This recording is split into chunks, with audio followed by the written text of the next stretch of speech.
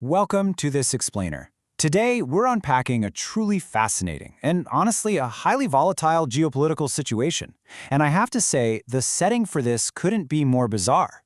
I mean, picture this for a second. The White House South Lawn is completely transformed. There's a massive setup for a UFC viewing party, loud music is pumping, thousands of guests are pouring in, and the whole thing just happens to fall on President Donald Trump's 80th birthday. But right in the middle of this huge party, the administration is heavily teasing a monumental diplomatic breakthrough, a preliminary agreement with Iran. It's just this incredible contrast, you know? A festive, high-stakes public celebration happening right alongside these deeply complex, potentially world-altering backroom negotiations.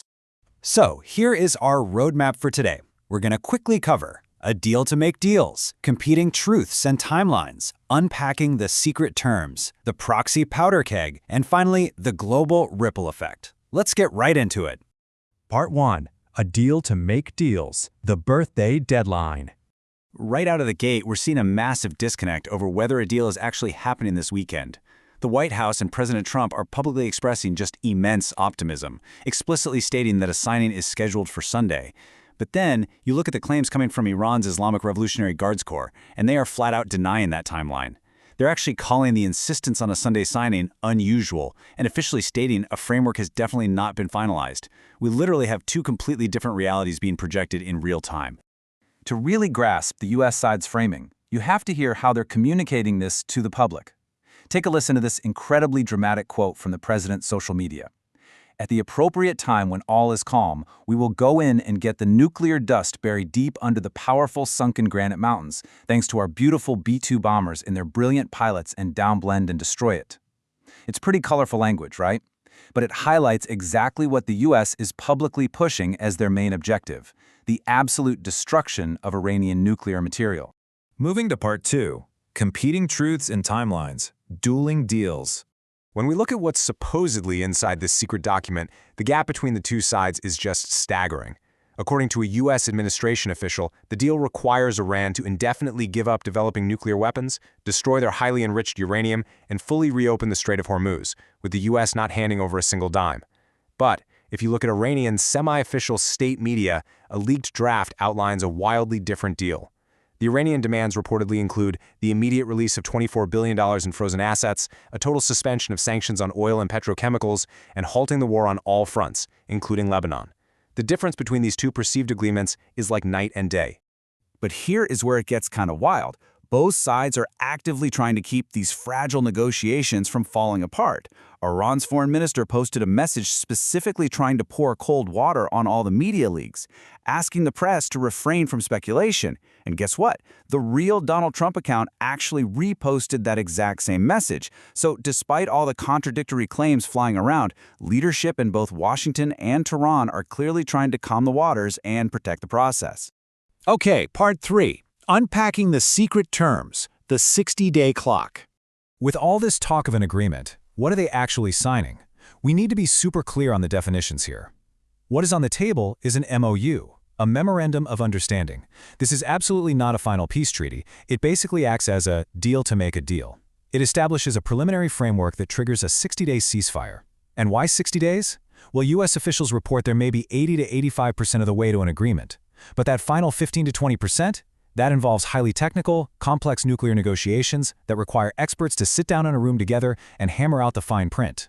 Let's map this timeline out so it's a bit easier to visualize. Day 1 is really just the starting line. The MOU is signed, and a ceasefire supposedly begins. This just gives some breathing room for the actual technical talks midway through. And finally, by day 60, we hit the hard deadline for a permanent deal. So we are only at the very beginning of a highly volatile process. The hardest parts, the meticulous details of how you actually dismantle a nuclear program and monitor it, all of that is getting pushed into this tiny 60-day window. Which brings us to Part 4, the proxy powder keg, immediate threats.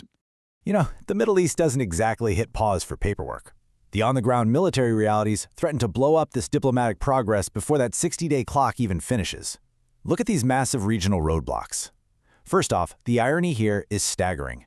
Even while the White House was expressing confidence in a looming agreement, the U.S. military was out there actively shooting down fresh waves of Iranian attack drones near the Strait of Hormuz. Add to that Hezbollah's refusal to disarm in Lebanon, and the wild fact that Iran is actively booby-trapping its own nuclear tunnels. To really grasp the stakes for U.S. allies, you need to look at this number. 1% of the entire Israeli population has been displaced in northern Israel since October 7th. To put that into perspective, if that happened in the United States, it would be like over 3 million people suddenly forced to flee their homes. It really highlights Israel's immediate security concerns, specifically regarding Hezbollah in Lebanon, which just keeps launching rockets. Hezbollah is a designated terrorist group, yet Iranian sources indicate Tehran wants them protected under this ceasefire. If Hezbollah keeps firing, Israel is going to defend itself, and that could instantly shatter any U.S.-Iran MOU. And the tension isn't just political, right? It is intensely physical. According to U.S. intelligence sources, Iran has dramatically escalated efforts to protect its nuclear program in recent weeks. They aren't just locking doors out there, they are literally sealing off near bomb-grade uranium, deliberately collapsing their own tunnels, and planting explosive mines. They're booby-trapping entrances to protect their centrifuges from U.S. bunker-busting bombs. It just goes to show that even while they negotiate, they are fiercely guarding their capability to build a weapon if they feel the need arise. Finally, let's look at Part 5, the global ripple effect, a macro shift. This is really the big question we need to be asking. How has this intensely localized conflict fundamentally reset global relations? Because beyond the Strait of Hormuz and beyond those booby-trapped nuclear tunnels, the entire geopolitical map is actively shifting while everyone's distracted by this MOU. Foreign policy experts are pointing to 3 massive global shifts rewriting the world order right now as a direct result of this standoff. Number 1, Gulf states are pivoting. Number 2, the U.S. is altering its long-standing relationship with NATO. And number 3, China is stepping up to fill the void. First up, the Gulf states. Traditional U.S. allies in the region have felt incredibly exposed during this conflict because they felt the U.S. kicked off a war but didn't really shield them from the fallout. Countries like the UAE, Qatar, and Bahrain are now independently finding new accommodations with Tehran. According to reports, the UAE is even brokering side deals to provide billions of dollars to Iran just to secure their own safety. Why does this matter to us? Well, because when these traditional alliances fracture, it makes the entire global economy and the world's oil supply far, far more unpredictable. Shift number 2 is a huge one, the Transatlantic Alliance. For 76 years, basically since the ashes of World War II, NATO unity rested on the rock-solid belief that European security was fundamental to American security. But during this conflict, the U.S. called for NATO involvement, and European allies actually said no. Now the U.S. is actively signaling a desire to decouple its security interests from Europe, planning to significantly reduce U.S. assets over there. Make no mistake, this is a profound historical pivot. And finally, as with any global friction, someone's going to capitalize, right? China has emerged from this crisis looking incredibly strategic. By not importing a lot of the affected oil, they actually helped stabilize global markets, while positioning themselves as a major provider of renewable energy. Plus, with the U.S. military heavily distracted and depleting resources in the Middle East, China is suddenly looking like a much more reliable great power and global diplomat, sitting completely untouched over in the Indo-Pacific. So I want to leave you with this thought. We have a preliminary deal to make a deal, teased out in public via social media against the crazy backdrop of an 80th birthday party and a UFC fight. Yet beneath all that noise are deeply entrenched proxies, literal booby-trapped nuclear tunnels, and a world map completely redrawing its alliances. Can an agreement born in this kind of environment truly withstand the complex, explosive realities of the Middle East? It's absolutely crucial to watch, and I guess the next 60 days will give us the answer. Thanks for joining me for this explainer, and I'll catch you next time.